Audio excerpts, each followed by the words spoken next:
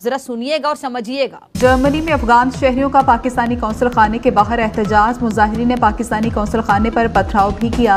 मुश्तिल मुजाहिरीन की इमारत पर नस्ब पाकिस्तानी परचम उतारने की कोशिश। अफगानियों का पाकिस्तान के ऊपर खौफनाक हमला। क्या पाकिस्तान में हमले हो रहे हैं और इसके साथ साथ अब पाकिस्तान के कौंसल खानों पर हमले शुरू कर दिए गए हैं। आप अंदाजा लगाइए। और जर्मनी में पाकिस्तान के कौंसल खाने पर बड़ा खतरनाक हमला किया गया है। जर्मनी के जो फ्रैंकफर्ट शहर है, वहां पर जो पाकिस्तानी कौंसल खाना है, उसके दीवार पर एक शहरी फलांग कर जाता है और पाकिस्तानी झंडा उतार कर नीचे फेंक देता है। और दीवारें फलांग कर तोड़फोड़ की गई है। पाकिस्तान के परचम की बेहुरमती की गई है। पाकिस्तान के खिलाफ बेहुदा नारे लगाए गए हैं। जर्मनी में कौंसल खाना है और मैं अर्ज कर दूं कि जो कौंसल खाना होता है, जो भी एम्बेसी होती है, सफारत खाना होता है, वो उस मुल्क का हिस्सा होता है। अब ये झंडे जो उठाए हुए हैं या जो शहरी गया, उसके बारे में कहा जा रहा है कि अफगानी है, ठान है हमारे पड़ोसी मुल्क अफगानिस्तान से। एक तो ये बात समझ से बाहर है कि अफगानिस्तान के तकरीबन 40 लाख लोगों को पाकिस्तानियों ने पनाह दी। तो ये पाकिस्तान पर अब अफगानियों की तरफ से हमला किया गया है। ये बड़ी खतरनाक सूरत हाल है और अब ये आलमी सतह पर ये इशू खड़ा हो चुका है। अफगानिस्तान क्रिकेट टीम को ट्रेन किया गया, लेकिन आज जब भी मौका आता है अफगानी ये पलट कर धंसते हैं। आप इनकी क्रिकेट टीम की मिसाल उठाकर देख लें। ये इंडिया के साथ खेलते हैं तो पपियां झपकियां देना शुरू कर देते हैं, वो इरफान पठान के साथ नाचते हैं। पाकिस्तान की जब बारी आती है तो ऐसा महसूस होता है जैसे कोई पता नहीं इनका कोई घर से कोई लेकर भागा हो।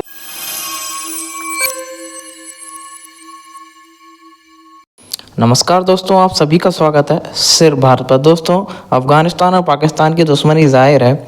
आपको बता दें, जब से अफगानिस्तान से अमेरिका गया है उसके बाद अफगानिस्तान ने पाकिस्तान पर काफ़ी हमले बोलने स्टार्ट कर दिए हैं। वहीं पाकिस्तान ने भी कम नहीं किया अफगानिस्तान के साथ। पाकिस्तान ने हमेशा अफगानिस्तान के दुश्मनों का साथ दिया है। पाकिस्तान ने कुछ ही दिनों पहले कई लाख शरणार्थी जो पाकिस्तान में रह रहे थे अफ़गानिस्तान के, उनको बाहर निकाला। उसी को लेकर अफ़गानिस्तान लोग काफ़ी दुखी और गुस्से में हैं। वहीं झड़प दिखते रहती है बॉर्डर पे, अफ़गान और पाकिस्तान की बॉर्डर पे। आपको बता दें कि कुछ ही दिन पहले जर्मनी में पाकिस्तान के कौंसलेट पर अफ़गानी पठानों ने हमला बोला। उसके बाद उन्होंने पाकिस्तान के झंडे को नीचे उतार दिया, जिसके ऊपर पाकिस्तानी मीडिया काफ़ी बौखलाई हुई है कि एक मुसलमान देश दूसरे मुसलमान देश के कैसे खिलाफ हो सकता है। वहीं भी जब ये देखते हैं कि अफ़गानिस्तान भारत के पक्ष में काफ़ी रहता है और बोलता है तो पाकिस्तानियों को चिढ़ होती है। आइए देखते हैं पाकिस्तानी किस प्रकार से अफ़गानिस्तान के लिए बोल रहे हैं। बात आ रही है, उन्होंने कोशिश की कि वहाँ पर पाकिस्तानी परचम को जलाने की, जो ऑब्वियसली फिर वो उसमें कामयाब ना हो सके।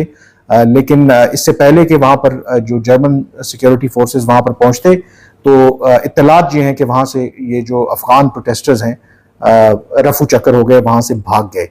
अब जो ये सोशल मीडिया के ऊपर और अदरवाइज मेन स्ट्रीम मीडिया के ऊपर भी आप ये खबर देख रहे होंगे, किसी को पता नहीं चल रहा कि आखिर इस प्रोटेस्ट की वजह क्या थी और जो अफगान शहरी जो अपना गुस्सा निकाल रहे थे, आखिर उसकी क्या वजह थी कि वो इस तरीके से उन्होंने जो पाकिस्तान का कौंसल खाना है उसकी इमारत के ऊपर पथराव भी किया। उसके बाद वो पाकिस्तानी परचम जो लगा हुआ था उस इमारत पर उसको भी उतार कर वो अपने साथ ले गए। जो मैंने कोशिश की पता करने की कि आखिर इसकी वजह क्या है कि क्यों जो अफगान जो शहरी थे वहाँ पर प्रोटेस्ट कर रहे थे, तो जो मुझे पता चला है कि 7 जुलाई को जो इस्लामाबाद के मज़ाफ़ात में एक अफसोसनाक वाक़या पेश आया, जब पश्तून तहफ़्फ़ुज़ मूवमेंट के एक अहम रहनुमा और जो शायर भी हैं, शायर थे गिलबन वज़ीर, जिनका ताल्लुक़ शुमाली वज़ीरिस्तान से है और अपनी जो शायरी के ज़रिए जो भी पश्तून तहफ़्फ़ुज़ मूवमेंट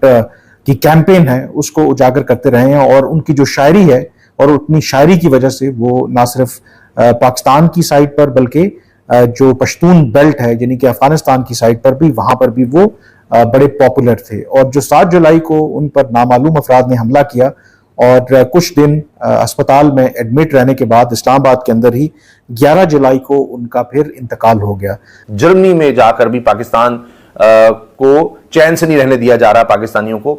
ये बड़ी खौफनाक सूरत हाल है। पहले हम क्रिकेट के हवाले से देखते थे और अब आप ये देखें कि इन्होंने ये काम शुरू कर दिया है। पहले वहां से अफगानिस्तान की सरजमीन से पाकिस्तान पर हमले हो रहे हैं। अभी जो बन्नू में हमला हुआ वो देखें आप।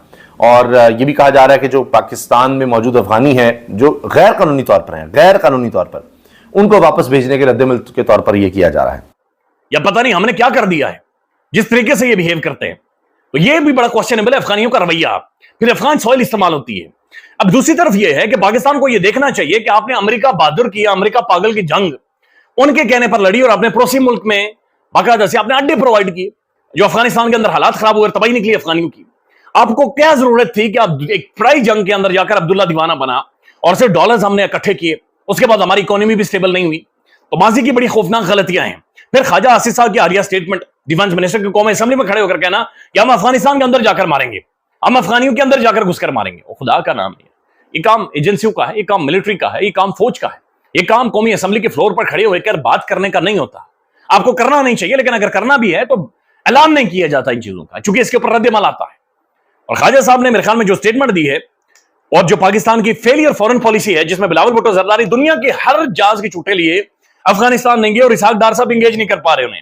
अब सोचने वाली बात है, क्योंकि अगर वो प्रोटेस्ट वहां पर कर भी रहे थे, उसकी पेशगी इतलात जो वहां पर जर्मन अथॉरिटीज हैं उनको होगी, तो उन्होंने क्यों अरेंजमेंट्स ना किए, इस हवाले से जो पाकिस्तान ने स्टेटमेंट जारी किया वो भी मैं आपके साथ शेयर करूंगा।